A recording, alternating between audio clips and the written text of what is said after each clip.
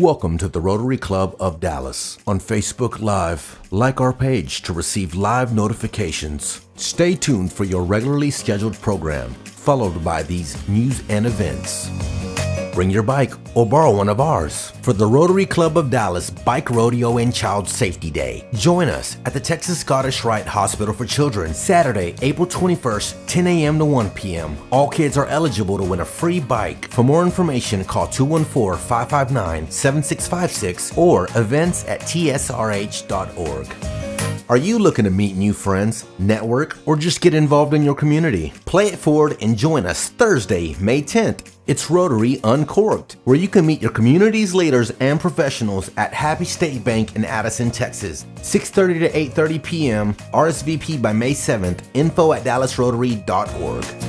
The kids at several Dallas ISD schools need you. Join us at the lobby of the Bank of America Tower on Wednesday, April 25th. It's the I Like Me Reading Day from 9:15 to 11:30 when we distribute books and read the personalized stories with our Dallas ISD kids. Tuesday, June 19th, 2018 at the Richardson Civic Center, you're invited to attend Bill Slicker's District Governor's Installation Dinner. Register now at Rotary5810.org as we welcome our own incoming District Governor, Bill Slicker. Program from 7:30 to 8:30, 6 p.m. cocktails. April 21st, it's Interact Spring Fling. Join us for fellowship, food, fun, and service. 10:30 a.m. to 2:30 p.m. from the Shawnee Trail Sports Complex in Frisco, Texas. Have fun with your Interact Club, the large high school club of the year. The Rotary Club of Dallas is now live streaming every Wednesday from 12 to 1 from the Bank of America Plaza in Dallas, Texas. Like us on Facebook to get live notifications at www.facebook.com/Rotary Club of Dallas. Visit dallasrotary.org for more info. Thanks for watching the Rotary Club of Dallas News and Events. And now, from the Bank of America Plaza in Dallas, Texas. Today's program features Diane Stanton, Executive Director, the Kellermann Foundation, providing hope and health in Uganda. Thank you all. I'm just honored to be asked to come and to tell this story. It's an amazing story that I think you'll hopefully find interesting. It's different than a lot of missionary stories. There are some components in it that were difficult in the beginning to understand and are just thrilling now to be in the middle of helping this group of people that I'm going to be telling you about shortly that were evicted from the Bwindi impenetrable rainforest. They had not really been exposed to Westerners. I probably was the first woman some of them ever saw, white woman, 5'8", and they're 4 feet tall. But I feel like it's been a great blessing in my life to have been called to do this. So let's just get into the story. I want to introduce my communications officer, Laura Corley. She's here as my backup person in case I fail with this little thing here. Let's see.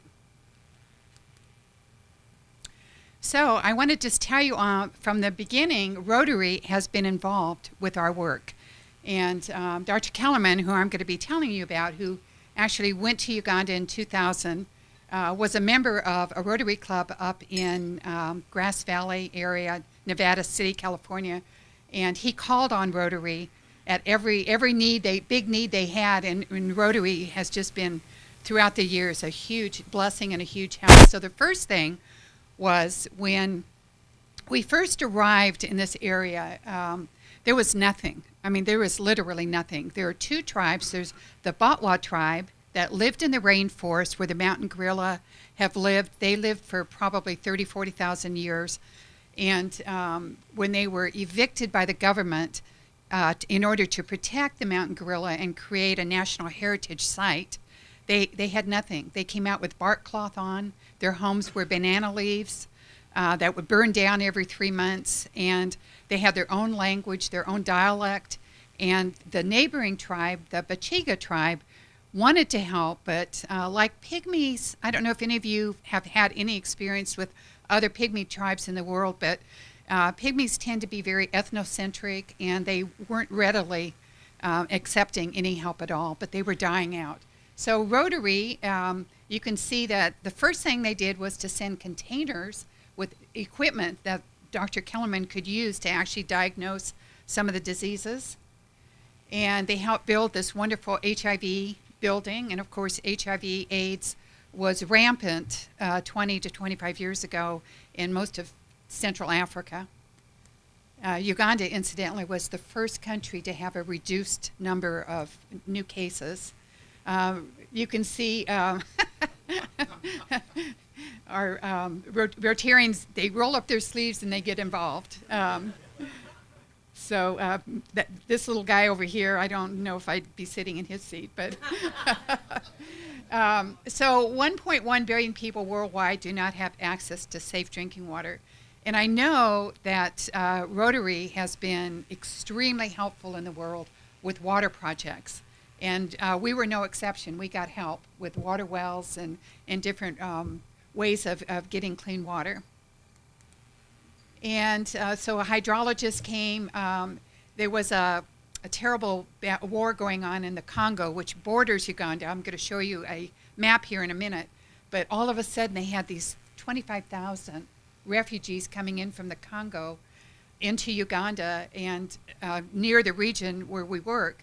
And there was no fresh water at all. So Rotary acted immediately, and they came, they sent their hydrologist, and what they found was that there was clean underground water, and they were able to tap into it and provide clean water for everyone. That was such a blessing.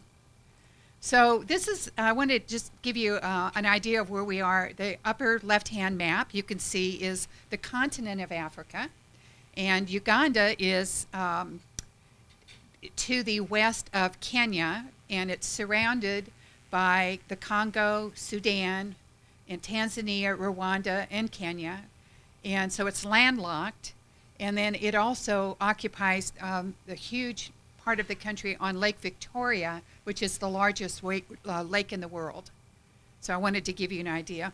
To get to where we go, if you see down here in the corner where it says Bwindi, that's the region we work in. It's a very famous rainforest. A lot of people who are doing their bucket list. Well, Elton John, for example, was there a couple years ago and met our team, met Dr. Kellermann, and said, "What can I do?" And gave him some hints, and he wrote out a check for 50,000 pounds. That was kind of nice. But we get a lot of people. Have any of you ever been there? Have any of you ever trekked gorillas? Not one person here. Okay. Maybe this will change.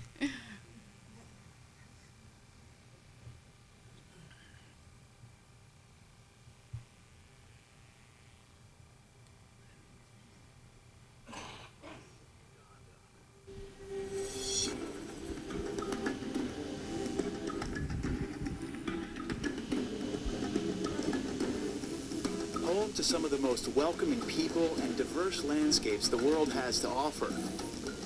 Winston Churchill called it the Pearl of Africa. In the southwest corner of the country is a piece of forest that managed to survive the last ice age. This area became a World Heritage Site in the early 90s to protect the magnificent but greatly endangered mountain gorilla. Unfortunately, we forgot about a marginalized, unloved, and understudied group of Aboriginal people that are relatives to us all. Only a few years ago, the Batwa pygmies were abruptly evicted from their homeland, left with nothing. So, as I mentioned, they lived in the rainforest. The anthropologists think it was about 30,000 years based on the migration patterns of people. And when they were evicted out of the forest by gunpoint, the government gave them nothing. Nothing at all. No land, no money to buy food. And they were hunters and gatherers, so they did not know how to grow their own food. So they were in desperate condition. So what happened was, in 1994, my husband and I were invited to go to Uganda to attend a consecration of a new bishop to the largest diocese, and we met Archbishop Nkoyoyo at the time and invited him to come to Dallas the next year, which he did. So in 1995, he came to our home, and came up to me at this reception that I had, and he said, "I need your help." And I'm thinking a glass of water, a place to sit. And he said, "Thousands of pygmies are dying, and I need you to resettle them." Well, it's the kind of question, that's kind of an epic question, kind of a biblical proportions. What do you say to somebody who asks you to do an impossible task? And I said, well, let me pray about it. And I did for about 2 minutes, and the answer was, well, why not? Who else can do it? Who do you know that can resettle people?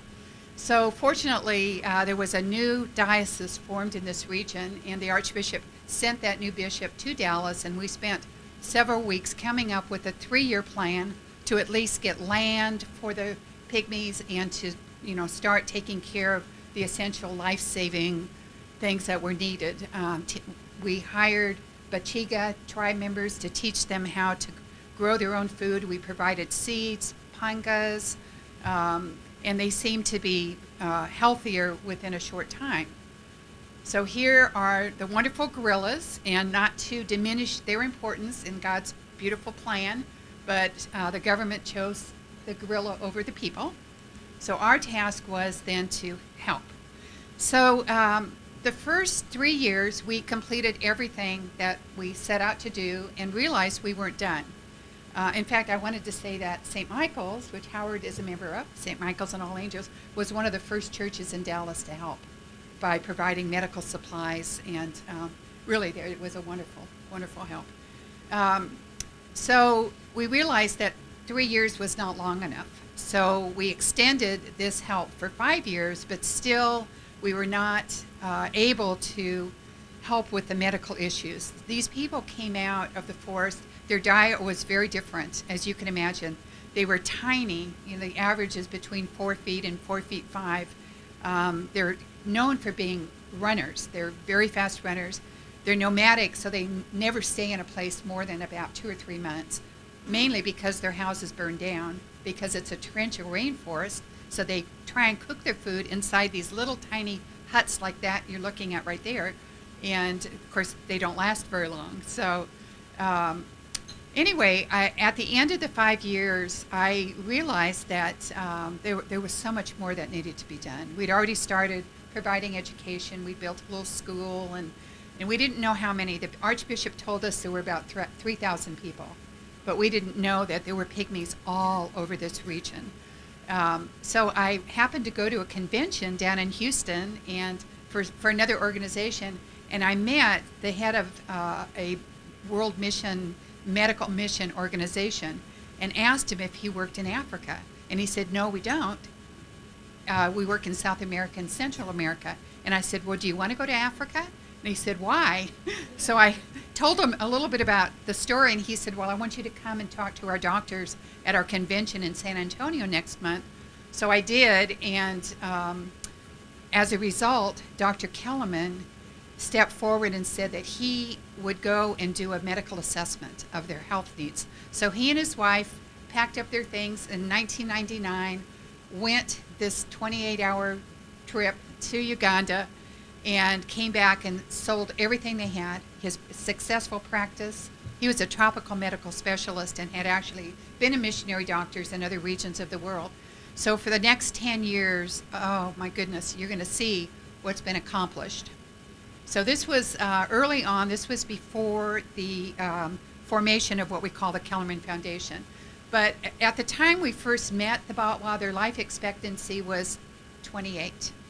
And many of the people who had reached that age looked, in our terms, like they were 90 or 100 years old because their life was so hard. But you can see the elder gentleman on top is probably 25 years old. And their annual income, well, they really, and when they say annual income, that's averaged out. Most of them have no income because they had no monetary system. Hunters and gatherers didn't need a monetary system. So from 2000, when Dr. Kellermann went, they did medical care under a ficus tree. They would hang an IV and give antibiotics.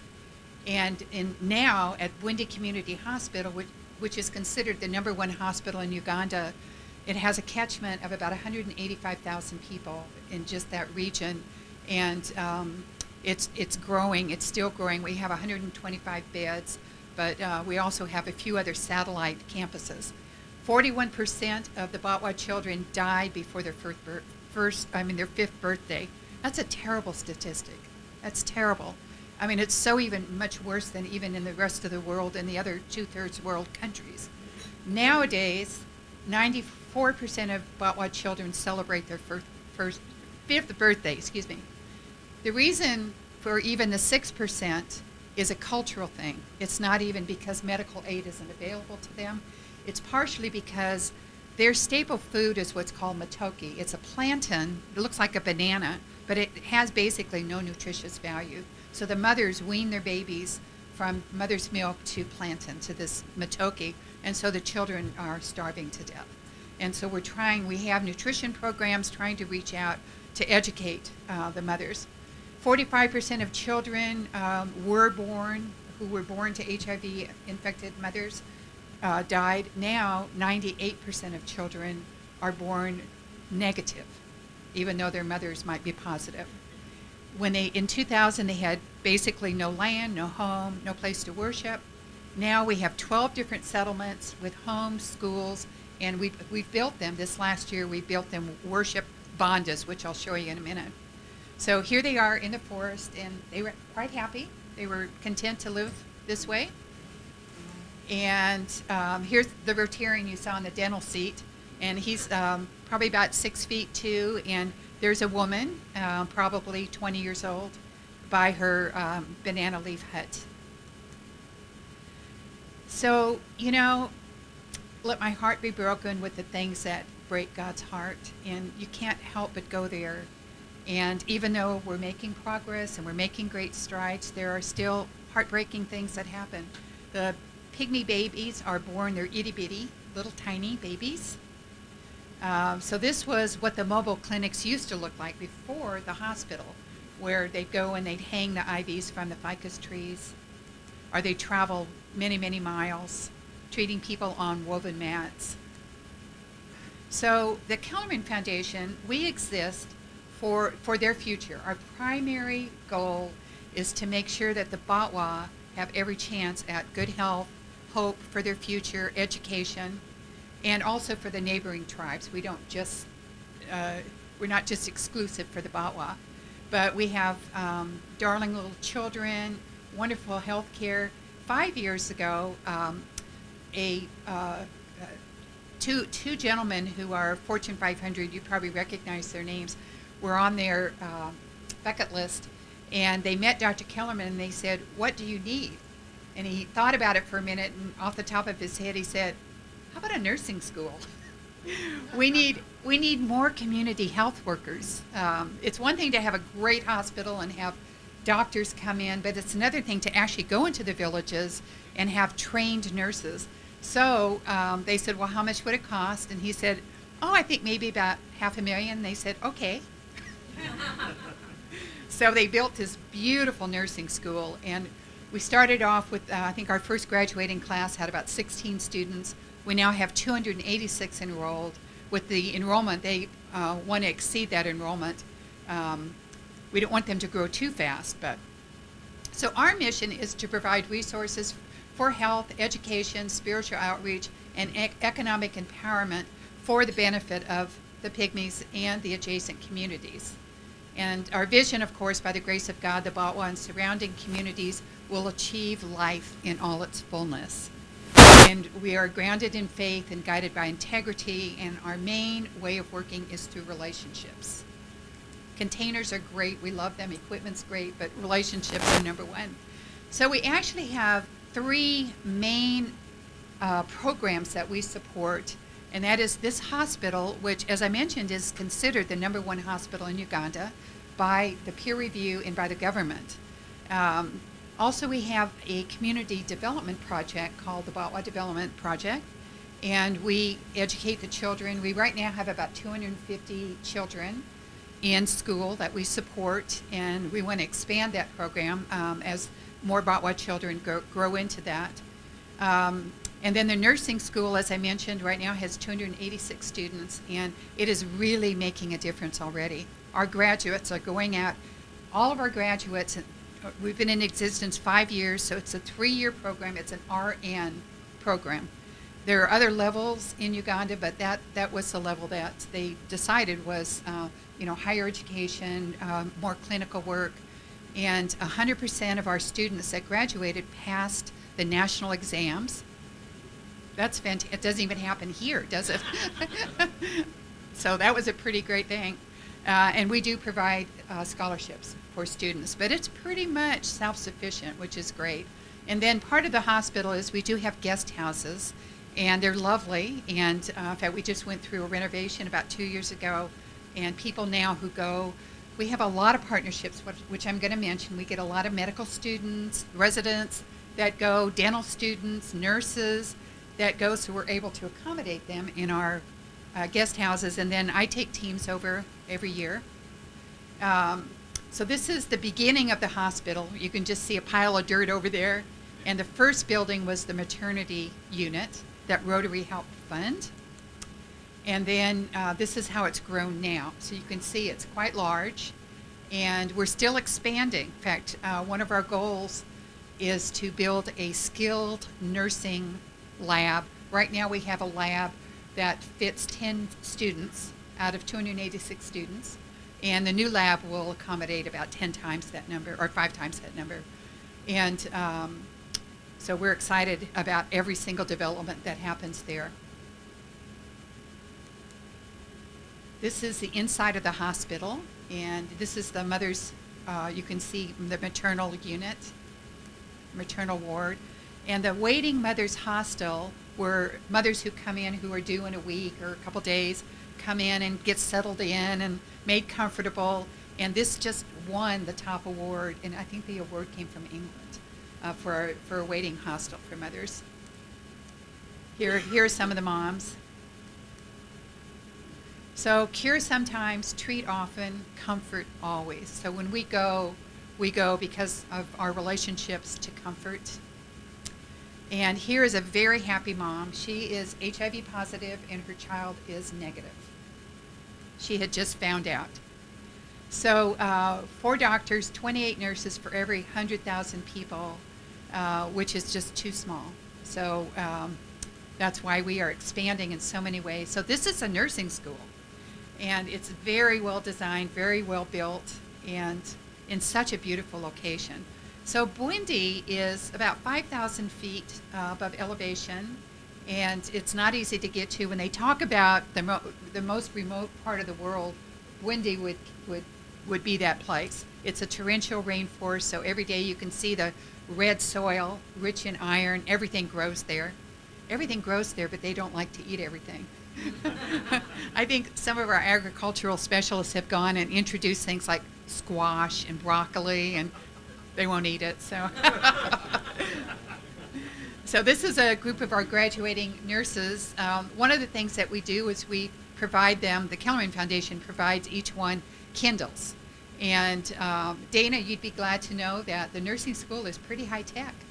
So we have recently partnered with UT Dallas. I was telling Howard, who's involved in design and construction there, and a group of 4 students have looked at our healthcare system to see if we are meeting the standards for the country, and they're reporting back to us in May about their findings. But anyway, so we've got whiteboards and probably things that you'd be happy to see. Maybe you might want to come and see if we need anything else. Okay, come. So this was the original little schoolhouse we built. And now, when you look at this, I mean, you might see this on TV and think, oh my gosh, look at the poverty. I don't think those of us who go there, I'm not looking at poverty. I'm looking at progress. Because they have a covered tin roof. They had never not been wet before. That was one of the great joys in their life, was that they were actually in covered shelters. Mud brick is what they do. That's what they do. It doesn't last very long. It might last a couple years, and then we bring teams and we all put on gloves or not and throw the mud into the wall, and it's cool inside. In Uganda, in this part of Uganda, it never gets warmer than 85, and it's never colder than 65. So this is perfectly adequate. But now, I mentioned that we had just a small group of children that we started with. There's our 250 children in one of our schools. Here's another little group of happy, healthy children.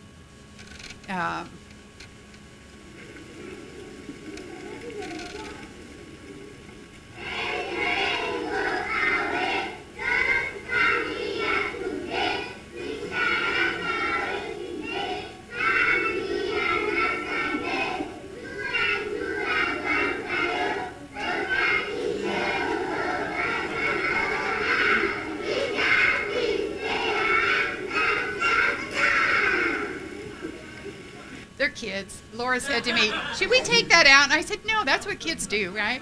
So I'm going to kind of speed through this a little because I know we're a little short on time here. But so that's a new house that's been built. And one of our teams went last year, and they helped build that wonderful house. We don't charge the Batwa for anything. This is our gift to them. And last year we built what we call bandas, and these are worship centers. They were crying because they had no place of their own, and so in every settlement, we have 12 settlements, we are building these buildings, and they have storage units and fresh water catchment systems. And right now we're building a new maternity clinic by a U.S. donor that realized that, 100 or an hour away, the mothers couldn't get to a maternity ward, so we're building a new one. We have lots of amazing partners, and each one has just been so thrilling. I mentioned UT Dallas. Well, we're new partners with their EPICS program, and lots of other UNT Health Center. UT Southwestern is one of our newest partners. And so these are recognitions that we've received in memberships. And so here is, look at that tiny little hand. I mean, that says it all. How can you not be touched by the preciousness of that life? And here is our board president who forgot her gloves, and she's doing medding. So look, the last thing I want to tell you is just a little story,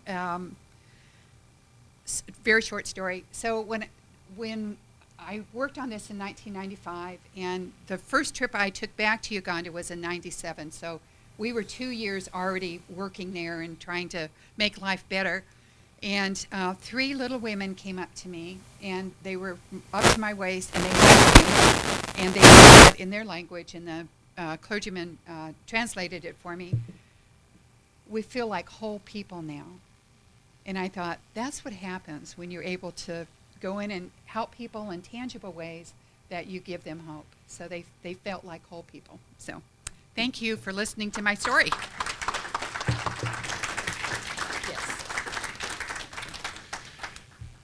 Well, thank you very much. We're kind of running short on time. Do you have time to stick around for a couple of questions? Mm-hmm. Okay, so we'll hold the questions until after we close.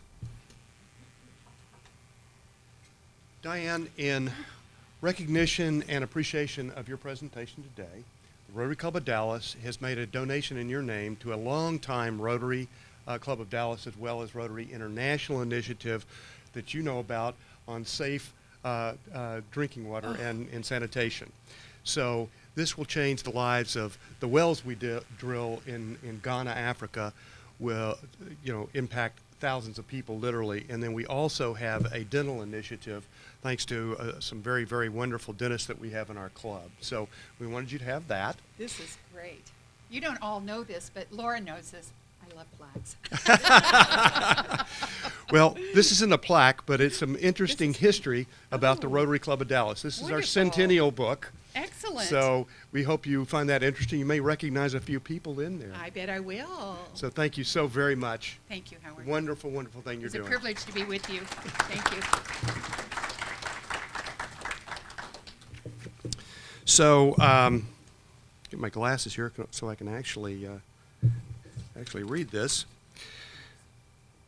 As you can see, next week we have a really interesting program. As she mentioned, DISD board member Audrey Pinkerton will, she's a representative for District 7, which includes 31 schools in Oak Cliff, Cockrell Hill, and West Texas. So be sure and bring a guest. Sorry, West Dallas, pardon me. I got Texas on the brain today for some reason. My apologies. West Dallas. So Please invite a guest. It should be quite interesting. So now, if all our Rotarians will please stand. Let's recite the four-way test, the things that we wish people lived in their lives.